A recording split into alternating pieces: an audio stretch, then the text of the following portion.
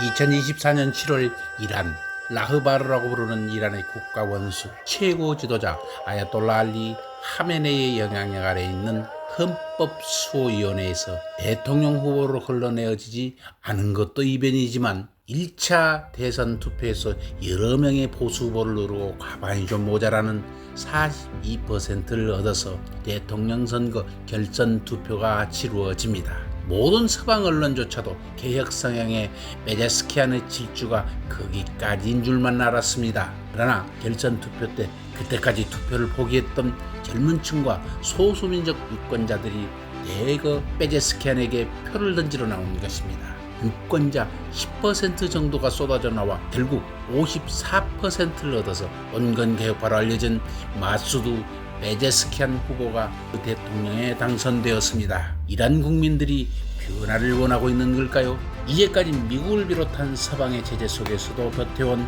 페르시아의 후예들, 1979년 이슬람 혁명을 거친 후 중동의 반미 대표 국가가 되었습니다. 뿐만 아니라 9.11 테러 이후 테러와의 전쟁을 선포한 조지 W 부시 미국 대통령은 2002년 의회 연두 교수에서 이라크와 이란, 북한을 하나로 묶어서 악의 축이라고 규정했습니다. 이라크 친교 명분을 설득하고자 정체성과 성격이 다른 이란과 북한까지 끼워 넣어서 한꺼번에 낙인을 찍었습니다. 인권 침해, 핵미사일 프로그램 개발, 테러 지원 중 이유로 제재가 들어갑니다. 결국 이란은 서구은행 결제 시스템에서 차단되었으며 달러 사용이 금지되고 중앙은행 자산이 동결되어서 석유 생산과 수출이 급감합니다. 규제만이 능사가 아니라는 판단.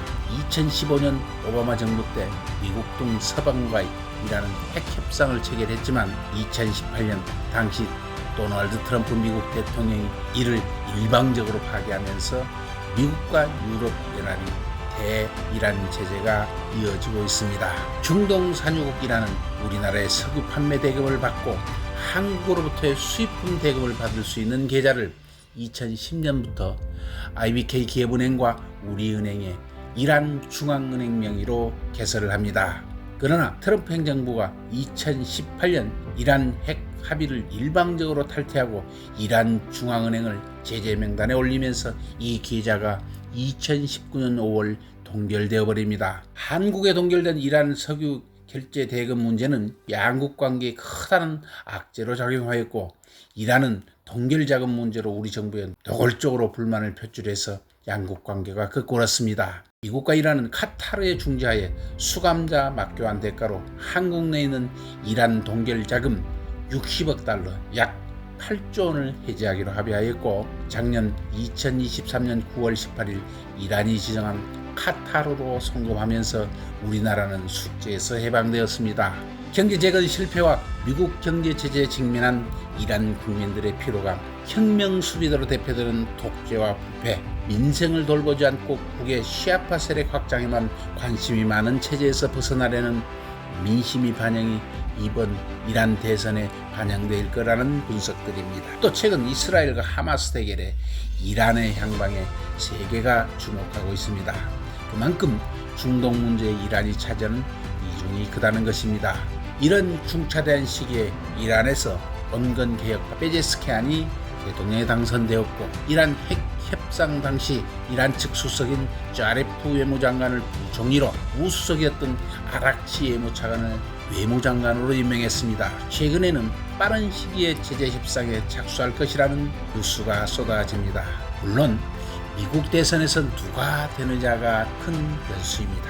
1979년까지만 해도 중동에서 찰떡궁합을 자랑하던 미국과 이란, 이들 두 나라가 왜 이토록 원수가 되었을까요? 그리고 왜 이슬람 시아파 종교 지도자인 아야톨라가 최고 권력자인 세상에 딱 하나밖에 없는 신정정치 정치체제를 가진 나라가 되었을까요?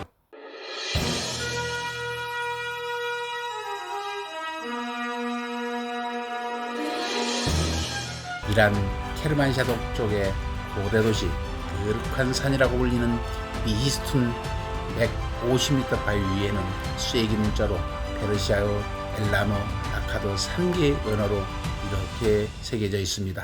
나는 왕 중의 왕, 고대 페르시아 다리우스 왕의 승전 기념 비문입니다. 20여 개국을 다스리던 제국의 왕, 세계 최초의 제국 페르시아, 여러 왕조와 여러 민족들이 세운 크고 작은 나라들이 2500년 동안 지금의 이란 땅을 중심으로 흥망성쇠를 이루었습니다. 이란 남쪽 지방 파르스에서 일어난 가문이 파르시아였습니다. 이를 그리스 사람들이 페르시스라고 불렀으며 라틴어로 페르시아가 되어 온 세계 사람들이 페르시아라고 부르게 됩니다. 이란 사람들은 자신들을 페르시아라고 부른 적이 없고 이란이라고 불렀습니다.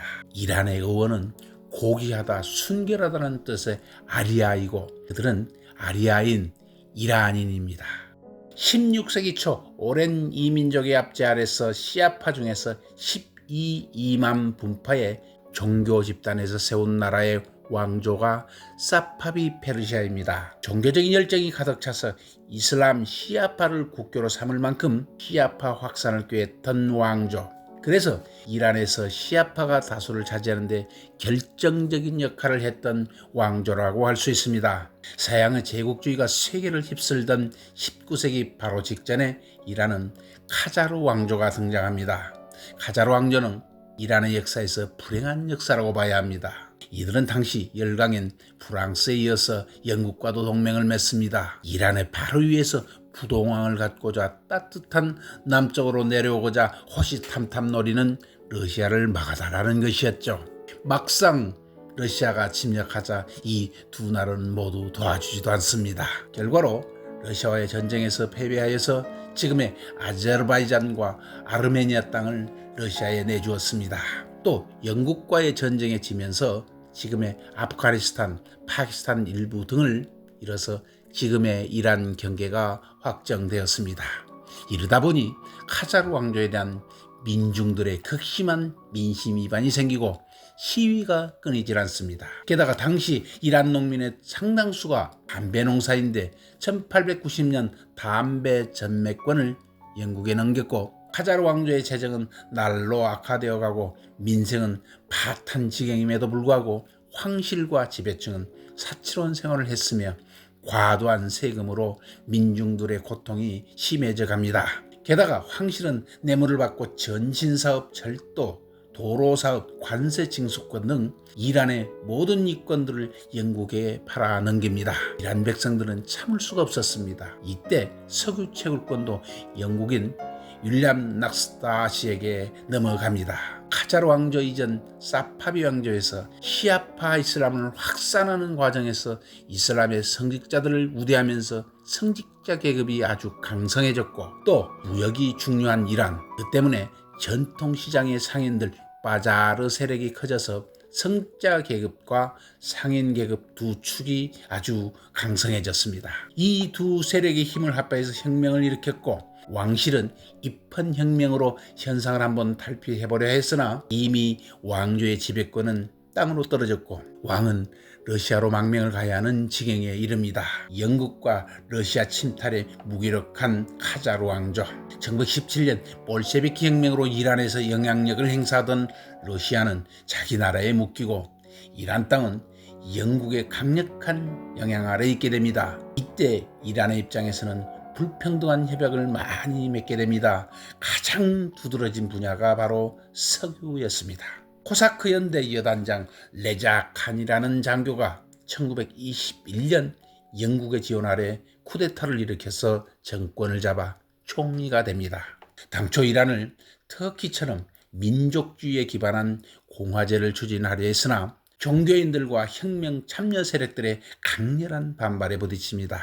결국 1925년 레자칸은 새 내각을 구성해서 이란 국왕으로 추대되어서 아예 왕이 되어버립니다. 이것이 이란의 마지막 왕조인 팔레비 왕조 정식 국호는 이란 제국, 고대 페르시아 제국을 계승하는 세속 국가입니다. 레자 샤가 집권하자마자 경제의 근대화와 문화의 서양 정책을 야심차게 실행에 옮겼습니다. 이란 역사상 가장 강력한 중앙 집권화된 정부가 탄생한 것입니다.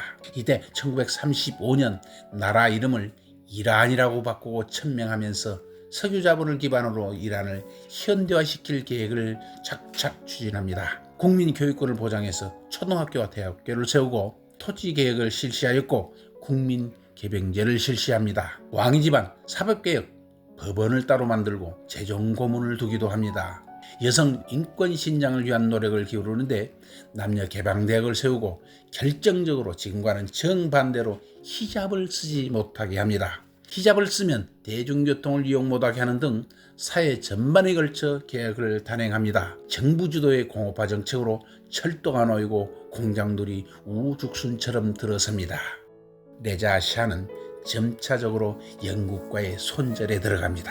이란 남부 유전지대에 있는 영국군의 철수, 유전 개발에 대한 불평등 내용을 재협상해서 지분을 뺏어오기도 합니다. 그러나 권력 기반이 군부에 있었기 때문에 의회 기능은 있으나 마나 부정부패와 빈부격차가 심해져서 서민계층의 불만이 심해져 갔습니다. 게다가 이슬람을 억제하고 강력한 서구화 정책 시행은 이슬람 종교인들의 반감을 샀습니다.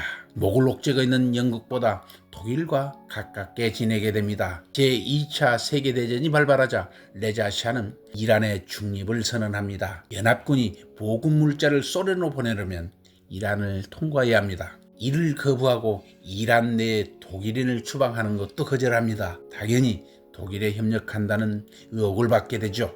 이때 이란과 국경을 접한 이라크에서 또 쿠데타가 일어나 반영 친독으로 선회하자 영국은 페르시아만의 송유 시설에 대하여 불안을 느낍니다. 불안해진 영국은 독일이 이란의 유전을 차지하는 것을 용납할 수 없었기 때문에 이란과 국경을 맞대고 있던 연합국 소련과 함께 이란의 최후 통첩을 날리고 무단으로 이란을 침공하여서 이란에 주둔합니다. 팔레비 1세 레자 칸은 쫓겨나 망명을 가고 아들인 무하마드 레자 샤가 왕으로 앉혀져 팔레비 2세가 됩니다. 2차 세계대전 종전 후 팔레비 왕의 통치에 반감을 가진 집단들이 늘어나기 시작합니다. 테헤란의 봄입니다. 그 중에 큰 발단은 석유였습니다.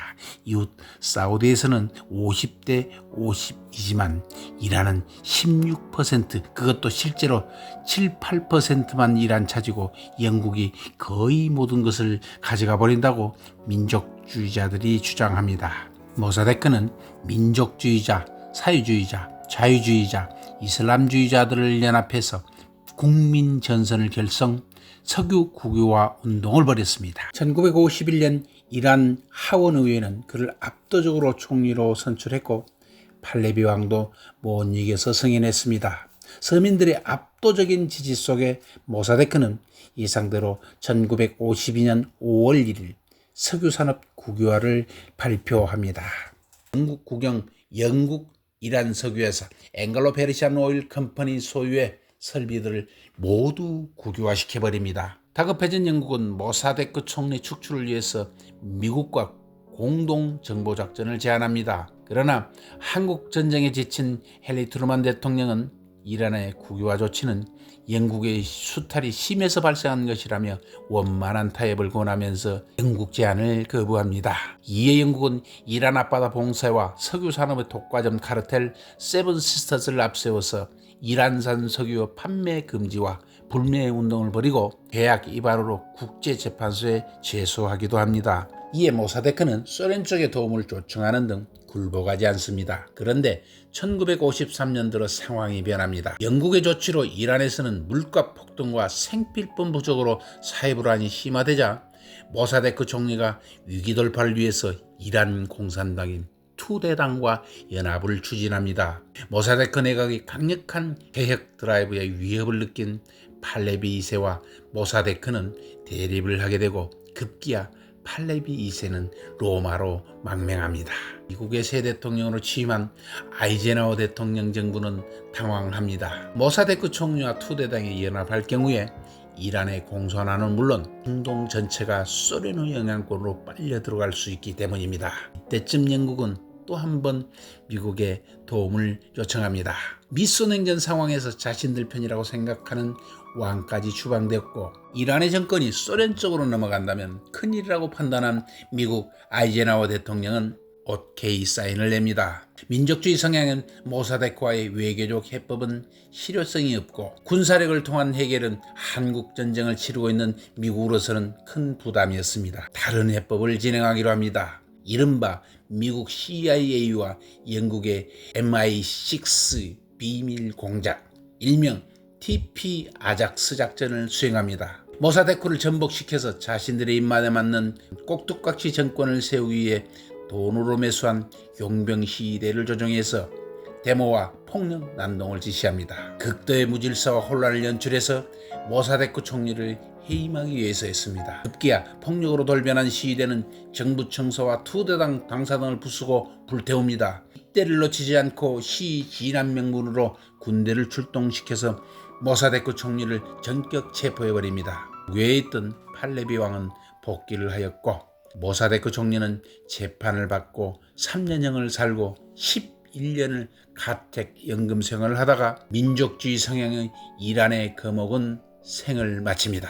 이로써 이란의 유저는 영국 40%, 미국 40%, 프랑스 6%, 영국 네덜란드의 합작회사 로열 데치셀이 14%의 이란 석유 개발권을 가집니다. 미국은 이란에서조차 석유 개발권을 따내서 막대한 이득을 얻게 됩니다. 또 아이젠하워 대통령은 국내에서 두터운 신뢰를 얻게 됩니다. 모사데크 정권 전복 작전은 미국의 중동에서 소련의 영향력 확장을 견제하였고 헤게모니를 장악하여 이란과 중동의 운명을 바꾼 사건이었습니다. 단기적으로는 성공하는 것 같았지만 중장기적으로는 크나큰 과오를 남기게 됩니다. 서방 세력에 의한 인위적인 정권 교체는 중동 민족주의가 반응하는 원인을 제공했고 이는 끝을 알 수 없는 중동 분쟁으로 이어져 오늘날까지 국제사회를 불편하게 만들고 있습니다. 아작스 작전으로 확산된 반미 감정은 오사마 빈 라덴 같은 극단적 이슬람 세력을 탄생시키게 되었고 급기야 9.11 테러라는 비극적인 사건을 목격하게 됩니다. 오늘날 미국은 아작스 작전에 대해 미국이 일정한 역할을 했다고 시인하고 2013년 아작스 작전 60주년을 맞아서 CIA가 작전 개요를 일부 공개하였습니다. 비록 국가이익에 부합하더라도 민심을 거슬러 인위적인 정부 전복을 하는 등의 정보 활동은 큰 부작용이 따르고 50년 단대에 후회할 것이라는 교훈을 남겨주고 있습니다. 앞으로 이란의 석유는 어떻게 될까요? 석유의 역사 이란 편. 다음 시간에는 백색 혁명과 이슬람 혁명 등 오늘날 이란이 되기까지 과정에 대해서 알아보겠습니다. 고맙습니다.